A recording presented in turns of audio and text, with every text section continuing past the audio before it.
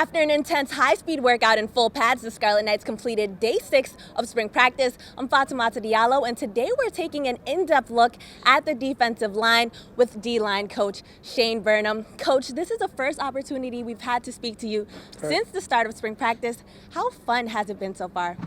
To get back on the field, it's why we do what we do, but certainly to get out here and play football and to get the pads on with my position, it's in your underwear, it really doesn't count when we're in shorts. So now that the pads are on, just to knock off the rust with some of these guys, get out here, get our hands on them, installing new defense is a lot of fun, a lot of work, and a lot of mental work for those guys. But it's been a lot of fun these first 6 days.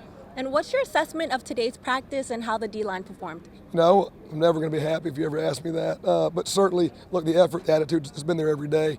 My first line, I got some guys that have played, they're experienced, they've been through the battles, and you can see that the way they react and handle scrimmage situations when we're out here on the practice field. The younger guys, they've got a ways to go, just the tempo and the way things happen fast. And so there's some good and some bad, but attitude and effort has been consistent. We'll work from there. And Coach has said that the D-line is the strength of this Rutgers team so far. What have you seen from them that excites you? Well, I think that they're a try-hard group. I really do. That position's a second effort position.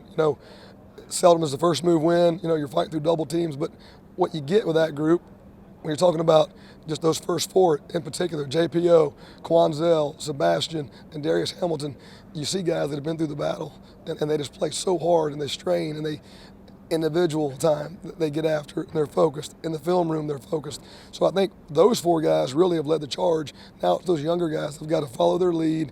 But I've just been really impressed with how serious they take football, the passion they show for it in the film room and out here at practice. Like you said, you have a pretty veteran group. You've got Darius Hamilton, Quanzell Lambert, and Julian Penix-Odrick. What kind of leadership have they demonstrated thus far? It's been vocal and it's been physical. When I first got here, one of the first questions I asked was, who are the leaders in our room?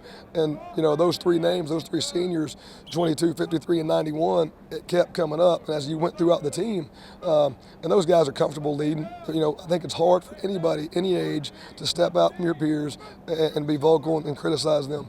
Those guys have no problem with that. They also understand if they're going to do that, they got to carry the torch, and be above reproach, so to speak. So they've done a fantastic job in that, and I couldn't be more pleased.